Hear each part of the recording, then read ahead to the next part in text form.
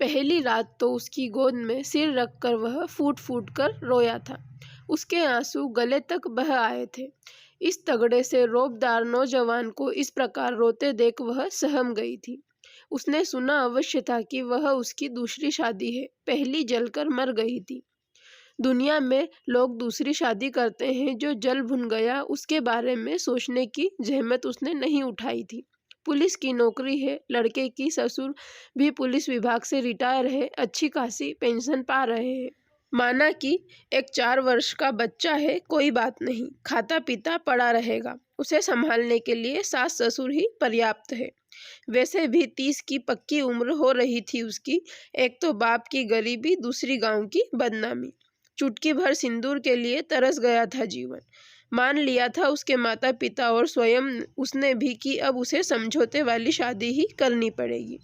उसने पूरे मन से अपनी स्थिति स्वीकार की थी। रह गई बात दूसरी औरत की झूठन की, तो कौन जानता है कि कौन निझूठ है, वह कौन सा इसके लिए अपने को बचाकर रख सकी है। जीवन जीने के लिए समझौता तो करना ही पड़ेगा। उसे जी जान से प्यार किया था मैंने, न जाने क्या हुआ जो इस प्रकार मुझे छोड़कर चली गई। वह सिसक रहा था। शांत हो जाइए, तकदीर पर किसका वश चला है। जितने दिन का संग साथ लिखा कर लाई थी, उतने दिन निभाकर चली गई। यह तो लगता है मुझे आपकी सेवा का मौका मिलना बदा था। यदि वे होती तो मैं भला कैसे आती आपके जीवन में। उसने अपनी कामदार साड़ी के आंचल से उसके आंसू पोंछे। उसकी आंखें भी भरी गागर सी छलक पड़ी थी। वह नादान बच्चे की तरह उसकी बातें स्वीकारता रहा। आप पुराना सब भूल जाइए, जैसे वह आपका पिछला जन्म हो। मुझसे जितना बन पड़ेगा आपकी सेवा करूंगी। समय सब कुछ भुला देता है, उसने दार्शनिक मुद्रा में समझाया था। मेरा एक नन्हा सा बच्चा है, देखा नहीं तुमने उसे? उसने उम्मीद भरी निगाहों से उसे देखा। देखा है, वह तो पहले से ही मेरी गोद में आकर बैठ गया था। उसने बात समाप्त की थी। वह सुबह देर तक सोता रहा। उठा तो बेहद झुंझलाया हुआ था। उसे डांटा, यह तोड़ा, वह पटका। माँ दौड़ दौड़ कर उसके काम कर रही। ले देकर वह ड्यूटी गया, बार बार अंदर बाहर होते होते। दूसरी रात उसने पी रखी थी। पहले घर में घनघोर तमाशा मचाया। मनिक डर कर कहीं छिप गया था। माँ थर-थर काँप रही थी। बाप से कुछ कहते ही नहीं बन रहा था। उसे तो काटो तो खून नहीं था शरीर में। शराब पीता है, चलो कोई बात नहीं। हमारे सेदा में भी तो लोग लगभग सभी खाते पीते हैं। पापा भी तो पीते हैं, वे तो ड्राइवर हैं, उनका पिए बिना कहाँ चलने वाला है। यह भी तो पुलिस में है। बहुत तनाव रहता है इनके जीवन में, सब चलेगा। उसने स्वयं को हर प्रकार के सदमे से मुक्त किया। मैं पीता नहीं, शादी की खुशी में दोस्त ने पिला दिया। तुम नाराज तो नहीं? कमरे में वह एक अच्छे आदमी की तरह शांत था। कोई बात नहीं, हो जाता है कभी कभी। ऊपर से वह भी सामान्य लग रही थी। उसकी आंखों में वासना के डोरे उभरे जा रहे थे। सिगरेट के कस के साथ साथ वह उसके एक एक अंग की मापतोल कर रहा था। उसने अनायास ही उसकी साड़ी खींच दी। उसका आशय समझकर वह गहरे से मुस्कुराई। बहुत गर्मी है, कहते हुए उसने अपने कपड़े उतारकर कुर्सी पर रख दिए। उसने शर्म से अपनी आंखें बंद कर ली थी। बाहर एकदम शांति थी। ऐसा लग रहा था जैसे सब सो गए हों। गर्मी की रात थी। दोनों कमरे का क्वार्टर सामने घेर कर आंगन बना लिया था। उसी में सब लोग सोते थे गर्मी की रातों में। वैसे तो कमरे की सीलिंग फैन चल रहा था, किंतु लग रहा था जैसे सूरज की हवा से मिलकर आ रही हो। उसके शरीर पर जैसे चींटियां रेंगने लगी। वह पास आ गया था। उसकी बाहों का घेरा सख्त हुआ। वह पलंग पर गिरा दी गई। अरे ये क्या करते हो? वह पीड़ा से चीख पड़ी थी। कुछ समझे इससे पहले ही छाती तथा जांघों के बीच कई जगह जलती सिगरेट से जल चुकी थी। जलन और अपमान की स्वाभाविक प्रतिक्रिया उसने उसे परे धकेल दिया। मुझे धकेलती है? वेश्या कहाँ कहाँ भाड़े पर चली है, मैं नहीं जानता क्या? उसने एकदम से अपना राग बदल दिया। जलाती क्यों हो मुझे? उसने कातर दृष्टि से उसे देखा। अरे क्या करूं? यह शरीर है तेरा। खुरपी से छीलो तो कुछ भी हाथ ना आए। तू तो पूरी खोजा है। हाय रे मेरी बड़ी। उसने सांस भरी। कमरा का सारा मांस गोल गोल होकर जैसे छाती पर सज गया था। नशे के कारण मन की कुष्ठा जुबान पर आ गई। अरे तो इसमें मेरी क्या गलती है? सबके शरीर की बनावट एक जैसी होती है क्या? वह तिलमिला उठी थी। जाओ कमरे से बाहर, मुझे तुम्हारी कोई ज़रूरत नहीं। वह भयानक ढंग से चीख रहा था। उसकी आंखें सुर्ख अंगारे की तरह दहक रही थी। मुंह से लाल निकलकर चेहरे पर इधर उधर फैल रही थी। उसे तो जैसे जीवन दान ही मिल गया हो। वह तेजी से दरवाजे की ओर भागी ही थी कि बाँह पकड़कर खींच लिया उसने। खबरदार, बाहर निकली तो हमेशा के लिए बाहर। ठीक है, हमेशा के लिए जा रही हूँ। उसका गला रुंध गया था। खींचकर बाहों में जकड़ लिया था उसने। चूम चूम कर उसे बेहाल कर दिया। न जाने कहाँ से इतना प्यार का सागर उमड़ आया था उसके व्यवहार में। माफ कर देना मालती, मैंने मजाक किया था। मैं देख रहा था कि तुम कितना सह सकती हो। तुम तो मेरा उजड़ा घर बसाने आई हो। कभी मुझसे दूर मत जाना, वरना मैं तो बिना मारे मर जाऊंगा। वह जार जार रोने लगा था। मुझे माफ कर दो, वरना मैं अपनी जान दे दूंगा। वह इधर उधर कुछ खोज रहा था जिससे अपना जीवन खत्म कर सके। ये रहा बिजली का बटन, इसे उखाड़कर तार छू लेता हूँ। वह बिजली की बोर्ड की ओर बढ़ा। नहीं नहीं, ऐसा मत कीजिए। मैं भला आपसे नाराज होकर कहाँ जाऊंगी। अब तो जीवन मरण आपके ही साथ है। उसने बलपूर्वक उसे अपनी तरफ खींचा। वह चीखती रही। सारे फोड़े फूट गए। देह जैसे कोल्हू में पेरी हो गई हो। अंग अंग टूट रहा था उसका। उसके अंतर्मरण में घृणा का सैलाब उमड़ रहा था। उस दिन सुबह वह बड़ा प्रसन्न था। सबसे हंस हंस कर बातें कर रहा था। वह दर्द और जलन के मारे कमरे में ही लेटी थी। किसे बताए, चेहरा किसी को दिखाने लायक नहीं बचा। चाल में लंगड़ाहट, चेहरे पर मुर्दनी। वह सुबह जल्दी नहीं उठ पाई। सास ने बुरा सा मुंह बनाया। सारा काम निपटाया। वह उसे एक प्याला चाय दे गया था। आराम करो, अम्मा सब संभाल लेगी, कहता हुआ ड्यूटी चला गया था। हर रात उसके लिए काल रात्रि थी। सिर पर सिंदूर जलता रहता था आग की तरह। मेरी तकदीर ही फूटी है। पहली ने इतने कलंक लगाए, लोगों ने जलाकर मार डालने तक का आरोप लगाया। 10 साल के बाद उसने न जाने क्या सूझी जो एक बच्चा छोड़कर जल मरी। दूसरी लाए तो यह अपने आप को न जाने क्या समझती है। औरत जात का धर्म क्या होता है किसी ने बताया नहीं इसे। ऐसा लगता है, अरे मुंह अंधेरे उठो, घर बाहर साफ सुथरा करो, सबका भोजन बनाओ, समय बचे तो कुछ सिलाई बुनाई करो। महीना भर सहने के बाद सास ने एक दिन सुना ही दिया था। माँ, मैं करना चाहती हूँ परंतु कर नहीं पाती। जरा देखो ये दाग किसके हैं, गोल गोल जले हुए। कुछ अच्छे होते हैं तो कुछ नए बन जाते हैं। ये पूरे शरीर पर है। इनके दर्द से मैं बेहाल रहती हूँ। नजरें झुकाए झुकाए उसने आंचल ढककर सीने की गोलाइयों पर पड़े घाव दिखा दिए। हाय राम, ये किसके दाग हैं? लगता है कोई चर्म रोग है। परंतु ऐसे दाग तो बड़ी के शरीर पर भी दिखते थे। उसकी आंखें कुछ सोचने वाले अंदाज में सिकुड़ गई। ये सिगरेट से जलने वाले घावों से बने दाग हैं। उसकी स्वर से पीड़ा की गागर झलक रही थी। कैसे जल जाती हो तुम लोग। रुको, आज रोहन से कहती हूँ कमरे में सिगरेट ना पिया करे। उसने सब कुछ समझकर भी अनजान बनते हुए कहा था। उस रात उसने जरा सा संकेत भर किया था, मुझे घर के काम में माँ की मदद करनी चाहिए, ऐसे अच्छा नहीं लगता। माँ कुछ कह रही थी क्या? उसकी त्योरियां चढ़ गई। कह रही थी तो क्या गलत कह रही थी? शादी का एक ही काम का नाम नहीं, मुझे भी थोड़ी राहत चाहिए। आप आज बाहर सो जाइए, उसके स्वर में निवेदन था। वह इस प्रकार उछल कर बाहर निकला जैसे बिच्छू ने डंक मार दिया हो। मेरा जरा सा सुख तुझसे देखा नहीं जाता। तू तो सापिन से भी ज्यादा जहरीली है। कितने दिन उसे आए हुए जो उसने तेरा पिंडा नहीं किया। बकबक कर तेरा मुंह खुल गया है। इसी मुंह के कारण बड़ी जल मरी। अब फिर से वही शुरू कर रही है। वह विफरे सांड की तरह आंगन में फेरा दे रहा था। वह संकोच से मरी जा रही थी। क्या सोचेगी सास? आते ही चुगली करके माँ बेटे को लड़वाने लगी। मैंने ऐसा क्या कह दिया जो इतना बिगड़ रहा है? मुझसे पूरा काम नहीं हो पाता, इसलिए थोड़ी मदद करने को कहा है। सास की आवाज एकदम धीमी थी, अपराध बोध से दबी दबी सी। ससुर की बोलती बंद। दरवाजे के बाहर बैठ जाते हैं जाकर। तूने ही जन्माया है, तू ही भोग अब। वह निकलकर माता चेरा वाले पेड़ के नीचे जाकर अंधेरे में छिप गई थी। इसके बाद तो उसने रोज उसे गाली खाते मार खाते देखा। एक दिन उसने ऐसा धकेला कि जाकर नहानी के पत्थर से टकराई, सिर फूट गया। बाप बीच में आया तो वह भी गिरा धक्का खाकर। रोहन उससे लिपट गया था, उसे भी चोट लगी थी। उससे रहा न गया। उसने उसकी मरहम पट्टी करके अधिक खून बहने से रोका। दूसरे दिन ननद आकर उन्हें अपने घर ले गई।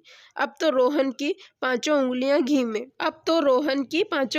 घी में, मारे तो सहो, जलाए तो जलो, जब जो कहे पका कर दो। अब तो मालती के लिए मरे बिहान हो गया। बहुत रोई गाई, तब कहीं एक दिन के लिए मायके ले गया तो पूरे समय साथ साथ लगा रहा। न माँ बाप को कुछ पूछने का अवसर मिला, न उसे कुछ बताने का।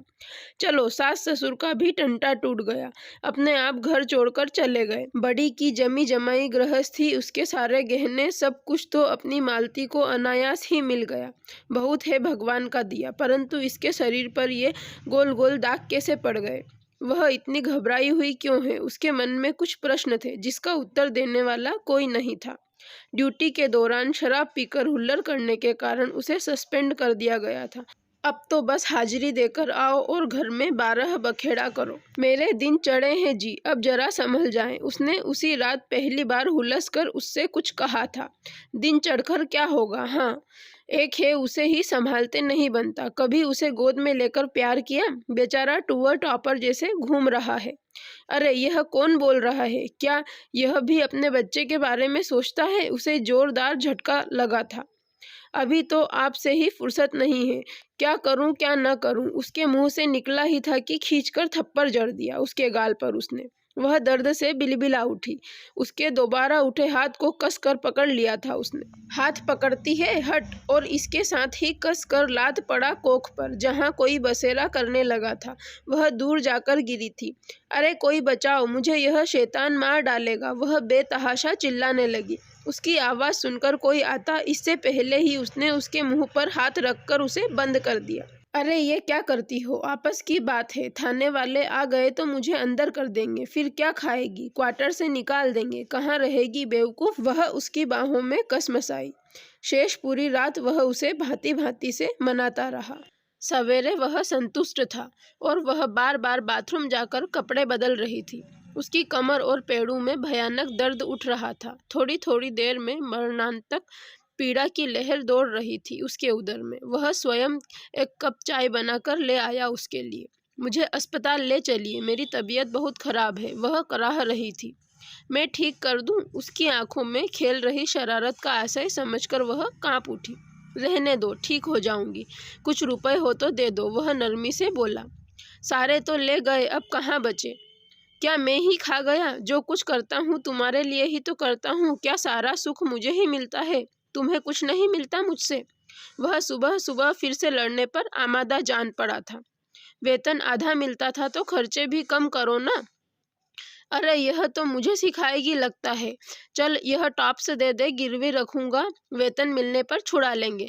वह उसका सिर अपने आगे करके टॉप्स उतारने लगा। एक बात बोलूं? उसने स्वयं को संयत रखकर पूछा। हाँ बोलो। शराब खरीद कर पीने से बहुत महंगी मिलती है। आप सामान ला दीजिए, मैं बना दिया करूँगी। घर की बनी में नशा भी ज़्यादा रहेगा और चौथाई दाम लगेगा। सारा दुख भूलकर उसने यह सुझाव दिया। तुम्हें बनाना आता है? उसने आश्चर्य से उसे देखा। हाँ, हमारे गांव में तो सभी अपने अपने पीने के लिए बना लेते हैं। महुए के फूल सीजन में ही इकट्ठा करके रख दिया जाता है। लकड़ी के फाटे की कमी नहीं, बस थोड़ी सी मेहनत लगती है। बाप रे, यह जो छुपा रिस्तम निकली, उसने मन ही मन कहा। तुम्हें पता नहीं शायद, बिना लाइसेंस के शराब बनाना कानूनन जुर्म है। वह बेहद गंभीर था। मैं यह सब नहीं जानती। जब खरीद कर पीना मना नहीं है तो बनाना क्यों मना है? जैसे अपने लिए खाना बनाते हैं वैसे ही शराब भी बना सकते हैं। बेवकूफ़ी भरी बातें मत किया करो। यदि सभी अपने लिए बनाने लगे तो सरकार को टैक्स कहाँ से मिलेगा? हम पुलिस वाले हैं, ऐसे लोगों को पकड़कर सजा दिलवाना हमारी ड्यूटी है। और फिर यह पुलिस क्वार्टर है, बात फैलते देर नहीं लगती। दोबारा ऐसी बात मत करना। अच्छा, मैं आता हूँ, तुम कुछ बना लेना खाने के लिए। वह कपड़े पहनकर बाहर निकल गया। जाते जाते बाहर से दरवाज़ा बंद करता गया। तो क्या सरकार को पैसा देकर आदमी जहर भी पी सकता है? वह जोर से चिल्ला पड़ी। उसके मुख से रुदन के स्वर फूट पड़े। हाय राम, कहाँ फंसा दिया। यहाँ तो अड़ोसी पड़ोसी भी बोलते नहीं। हमारे गांव में एक आवाज पर सारा गांव उमड़ पड़ता है। वह इतने जोर जोर से इसीलिए बोल रही थी कि दीवार के उस पार से पड़ोसन को सुनाई पड़ जाए। थोड़ी देर बाद बाहर से सांकल खोली गई। एक अधेड़ औरत ने घर में प्रवेश किया। उसने हठात मालती को अंकवार में भर लिया। मैं तेरी सारी तकलीफें जानती हूँ बच्ची। परंतु रोहन की दुष्टता के कारण चुप रहती हूँ। ये ले मोबाइल, तुरंत फोन लगाकर अपने पापा को बुला और निकल जा यहाँ से। तू क्या जानेगी, बड़ी ने 10 साल कैसे बर्दाश्त किया। अंत में उसे अग्नि स्नान करना ही पड़ा। स्त्री को पीड़ा देकर ही रोहन को संतुष्टि मिलती है। लगता है पी पीकर इसका दिमाग फिर गया है। उसने जल्दी से मोबाइल ऑन करके अपने पापा से बात की। माँ की बीमारी के बहाने विदा कराने की बात समझाकर उन्हें तुरंत बुलाया। पड़ोसन जैसे आंधी की तरह आई थी वैसे ही तूफान की तरह चली गई। रोहन दर्जन भर अंडे और शराब की बोतल लेकर जल्दी ही वापस आ गया। अब तो मेरे नाटक करने की बारी है मिस्टर रोहन। मुझे पता नहीं था आपके बारे में, इसलिए इतना सह लिया। मालती ने सारे दर्द पर विजय पाकर उसके लिए अंडा करी, आलू की भुजिया और भात बनाया। गरम गरम 2 पराठे भी सेक दिए। वह अपनी पसंद का खाना देखकर प्रसन्न था। मैंने ठीक नहीं कहा जी। रही बात लोगों की तो उन्हें पता नहीं चलेगा, यह मेरा दावा है। या फिर मायके जाने दिया करिए, हफ्ते में एक बार वहां से 8-10 बोतलें ले आया करूंगी। आपको किसी चीज की कमी नहीं होगी। वह उससे घुल मिलकर बातें कर रही थी। अस्पताल चलोगी क्या? वह जरा द्रवित हुआ। रहने दीजिए, वैसे ही आपके पास पैसे नहीं है। अच्छा लगे तो 2 दिन के लिए मुझे सैदा भेज दीजिए। मैं कैसे रहूंगा तुम्हारे बिना? वह मुंह का कोर चबाते हुए बोला। आप भी छुट्टी लेकर आ जाना, फिर दोनों वापस आ जाएंगे। उसने पट्टाक्षेप किया। दूसरे दिन ससुर जी को आया देख वह हड़बड़ा गया। उसे दाल में कुछ काला प्रतीत हुआ। वह कल से ही जाने की रट लगाए हुए है और आज यह आ भी गया बिना किसी सूचना के। कैसे आना हुआ पापा जी का? उसने मालती से पूछा था। माँ की तबीयत खराब है, उन्होंने मुझे बुलाया है, प्लीज ना मत करिएगा। पता नहीं कैसी हालत है उनकी। वह रोहन के आगे गिड़गिड़ा रही थी। पापा को उसने पहले ही समझा दिया था फोन की चर्चा न करने के लिए। वह टालम टोल करता रहा किंतु उसे रोक न सका। आपको मेरी कसम है, जल्दी से जल्दी आना मेरे घर, मैं आपका इंतजार करूंगी। मालती ने विधिवत विदाई ली। ऐसी क्या बात हो गई बेटी? हम लोग एकदम से हड़बड़ा गए थे, कहीं इस प्रकार फोन किया जाता है? माँ ने स्नेह भरी झिड़की दी। उत्तर में उसने ब्लाउज उतारकर उनके हाथ में दे दिया।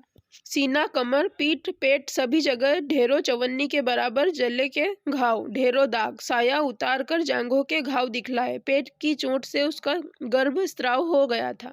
स्राव अभी भी जारी था। माँ उसे हृदय से लगाए देर तक रोती रही। पापा ने अस्पताल ले जाकर इलाज करवाया।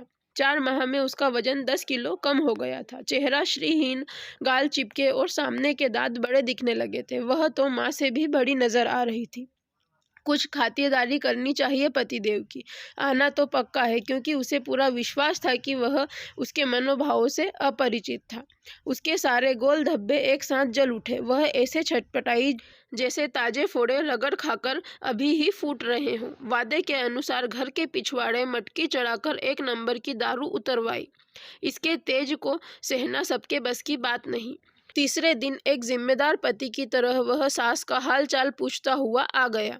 सबने पहले जैसे ही मान सम्मान किया। वह पूरी तरह आश्वस्त था।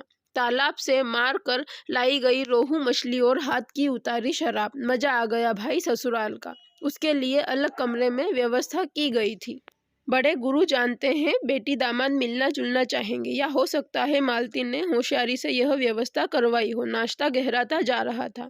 वह मालती के दबे पांव आकर बगल से सो जाने का इंतजार कर रहा था। नंबर 1 पर अपना असर दिखा रही थी। आंखें मूंदी जा रही थी। नशे और नशे के प्रभाव से वह बेसुध हुआ चाह रहा था कि कमरे में कुछ हलचल हुई। कुछ परछाइयां झिलमिलाई। हाथ पैरों में कुछ तनाव सा अनुभव हुआ।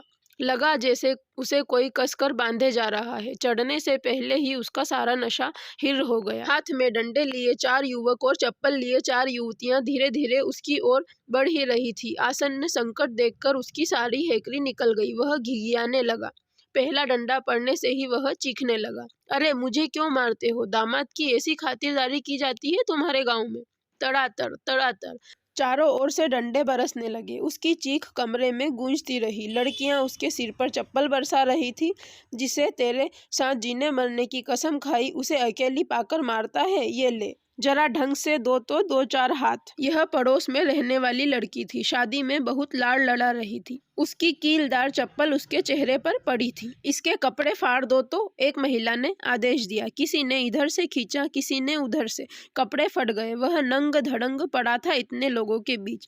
इसे जले का दर्द बहुत आनंद देता है, बेचारा दामाद है, खातिर करो इसकी। वह औरत फिर बोली। 4 युवकों के हाथों में सिगरेट नाच उठी।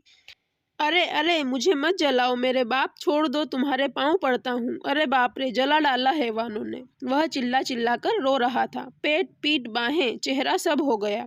अभी जांघों के बीच बाकी है। एक ने निर्लिप्त भाव से कहा। नहीं बाप, मुझे छोड़ दो मालती, ओ मालती, कहाँ हो तुम, बचाओ मुझे इनसे। मैं पुलिस का जवान हूँ, बात की भी तो सोचो जरा, दूर हटो मुझसे। वह पलंग पर बंधे बंधे कसमसा रहा था। हाँ, उसने निःश्वास छोड़ी। अच्छा लगा ना जीजाजी? उसने जैसे उसकी बात सुनी ही न हो। अब थोड़ा रगड़कर नमक मिर्च डाल देते हैं, पूरा आनंद ले लीजिए। वह युवक पूरी संजीदगी से बोल रहा था। भगवान के लिए मुझे माफ कर दो, मैं कान पकड़ता हूँ, किसी को नहीं जलाऊंगा। वह पूरी ताकत से छटपटाया। भैया अब बहुत हुआ, अब इसे छोड़ दो। अपनी करनी का फल भोगे जाकर मालती दरवाजे पर हाथ जोड़े खड़ी थी। अगर आप भी एक औरत हैं तो इस तरह की हैवानियत बिल्कुल न सहे। हमें इस अपराध के खिलाफ आवाज उठानी होगी। अगर आपको हमारी कहानी पसंद आई हो तो प्लीज़ हमारे चैनल को सब्सक्राइब करें और वीडियो को लाइक और शेयर करना ना भूलें। Thank you for watching.